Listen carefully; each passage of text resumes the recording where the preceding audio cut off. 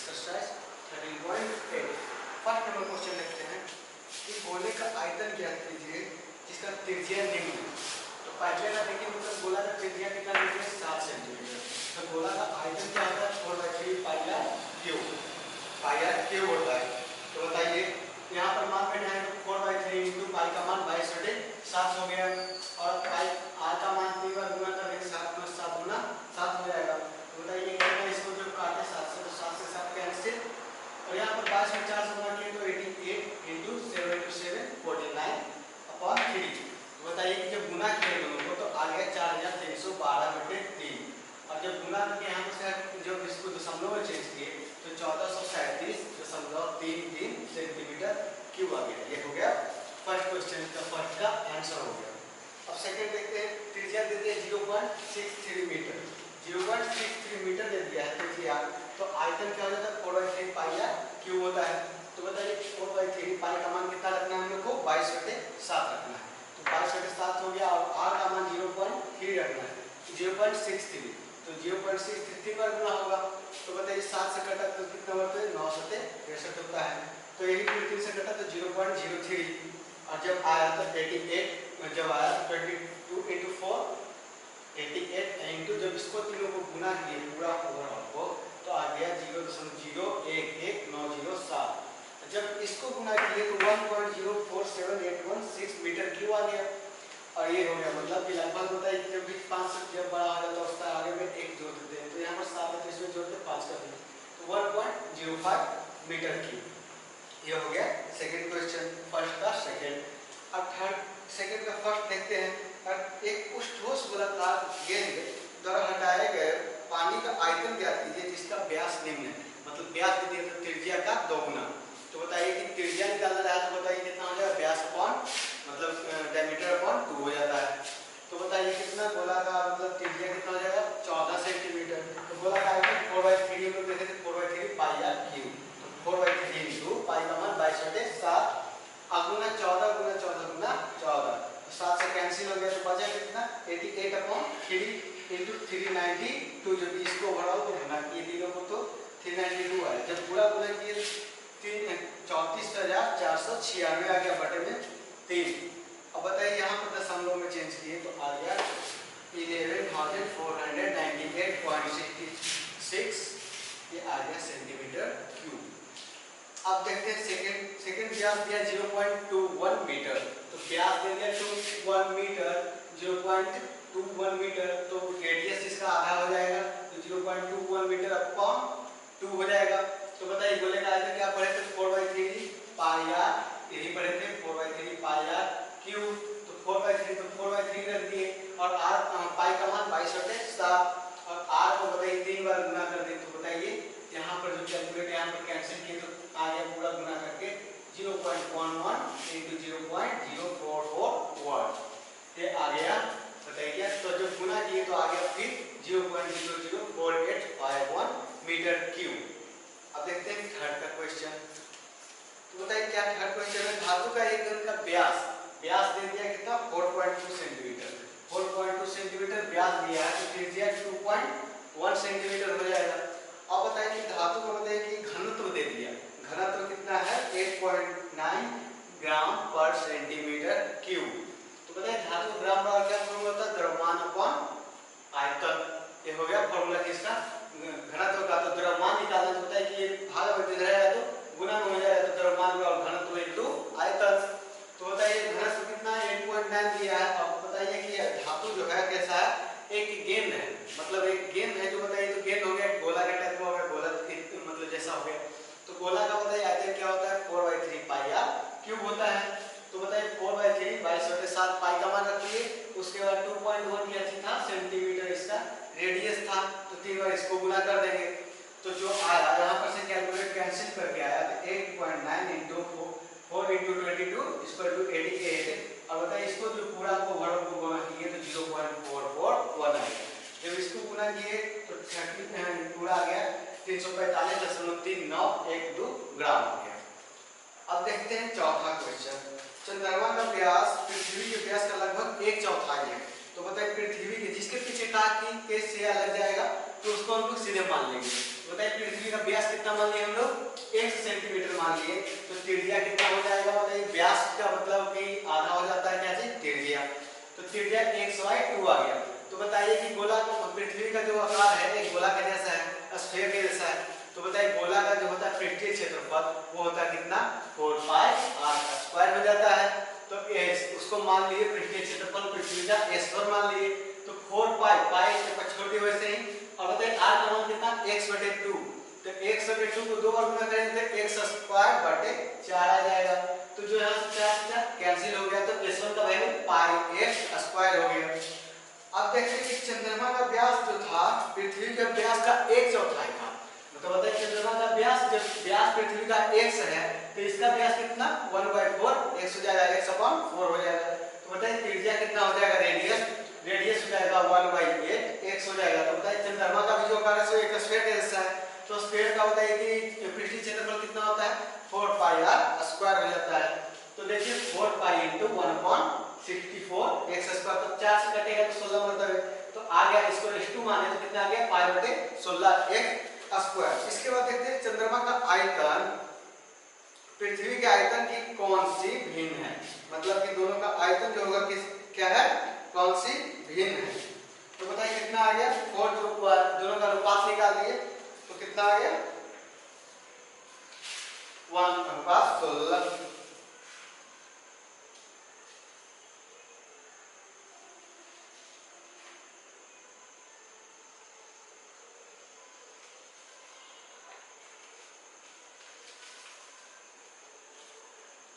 Sorry mistake हो गया, यहाँ पे हम लोग देखते हैं।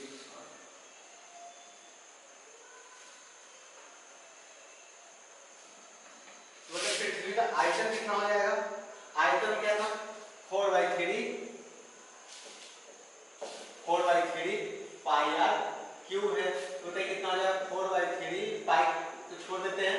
और r का वैल्यू कितना है x/2, तो x³ कितना 8 हो जाएगा।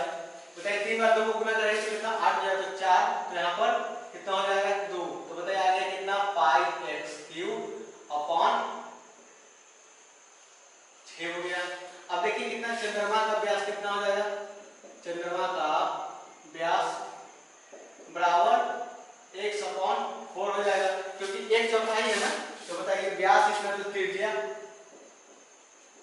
कैपिटल R कितना हो जाएगा x/8 हो जाएगा, क्योंकि आधा हो जाएगा तो नीचे में 4 गुना 2 करें तो 8 हो जाएगा। तो बताइए चंद्रमा का व्यास, चंद्रमा का क्या चीज आयतन, इसको v1 मान लेते हैं, इसको v2।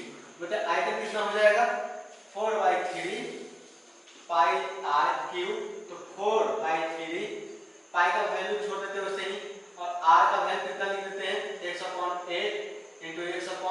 1/8 × 1/8 कितना लिख सकते हैं। तो बताइए 4 से कितना हो जाएगा, कट जाएगा, कितना मतलब 2 मतलब है, तो यहाँ पर कितना आ जाएगा x³ पाई x³ अपॉन 64 अच्छे, बताइए कितना हो जाएगा 384 हो जाएगा। अब दोनों को बताइए इसको v2 मान लेते हैं, तो v2 अपॉन v1 लिखते हैं, तो कितना लिखेंगे पाई x³ बटे 384 गुना 6/पाई x³ हो जाएगा। तो बताइए अगर 6 से इसको यहाँ से आए तो कट जाएगा, अब 6 से काटेंगे तो कितना मतलब 6 36 हो गया, और 36 दूर तो 64 बराबर 1/64 हो जाएगा। ये हो गया फोर्थ नंबर क्वेश्चन हो गया। अब देखते हैं 5 नंबर क्वेश्चन का। 5 नंबर क्वेश्चन कहता है कि व्यास 10.5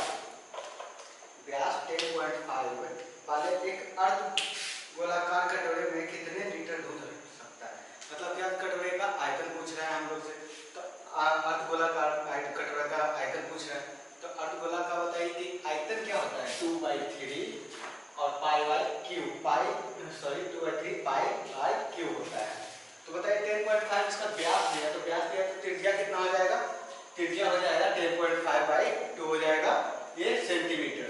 तो जब आयतन निकालेंगे कटोरे का आयतन निकालना है 2/3 पाई/3, तो 2/3 22/7 पाई का मान रखिए, और r को 3 3 मतलब 3 बार लिखना है तो 10.5/2 वो 3 बार लिख दिए। तो यहाँ से कैलकुलेट किए, कैंसिल कर कुट किए तो बताइए क्या आ गया 5.5 इंटू इसको गुना किए तो 110.25/2 और जब इसको पूरा गुना किए तो 606.375/2 आ गया।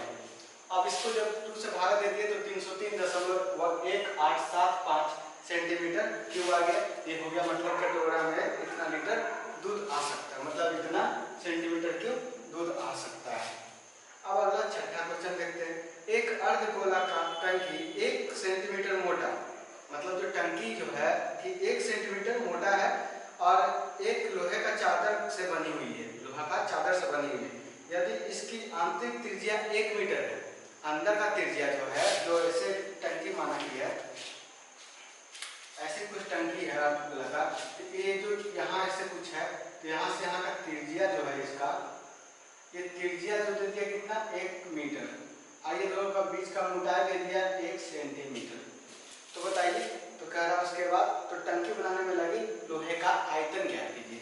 तो पहले हम लोग टंकी के बताइए आंतरिक त्रिज्या हम लोग को दिया है 1 मीटर, 1 मीटर में कितना सेंटीमीटर 100 सेंटीमीटर।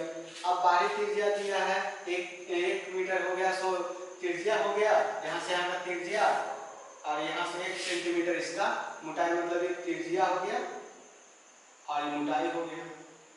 ये जुड़ के आ जाएगा, जो बाहरी त्रिज्या हो जाएगा। तो बताइए कितना आ गया 101 सेंटीमीटर आ गया। तो बताइए टंकी को बनाने में लगे लोहे का आयतन ज्ञात करना है ना हम लोग को। तो उसका फॉर्मूला क्या होता है 2/3 पाई आर क्यूब कैपिटल आर, जो मतलब कि बाहरी त्रिज्या हो गया, और उसके बाद 2-2/3 पाई आर क्यूब जो आंतरिक त्रिज्या आंतरिक का हो गया आंतरिक। और बताइए कि इसमें दोनों में देखते हैं कि ये जो है दोनों में अवेलेबल है, तो दोनों में सबसे पहले क्या कर दिए कॉमन ले लिए 2/3 इंटू पाई और अंदर में कितना बच गया R Q minus R Q. तो बताइए मान बैठाते 2/3 इंटू पाई का मान 22/7 और आर का मान कितना निकाले थे 101 का होल क्यूब माइनस 100 का होल क्यूब। अगर इसको तोड़ना चाहे तो ए क्यू माइनस बी क्यू पे भी हम लोग तोड़ सकते हैं, लेकिन उसमें थोड़ा कैलकुलेशन जो होगा थोड़ा ज्यादा होगा। और उसके लिए सीधे हम लोग क्या कर दिए इसको 3 बार गुना कर दिए और गुना करके घटाएगा कितना आ गया 30,301।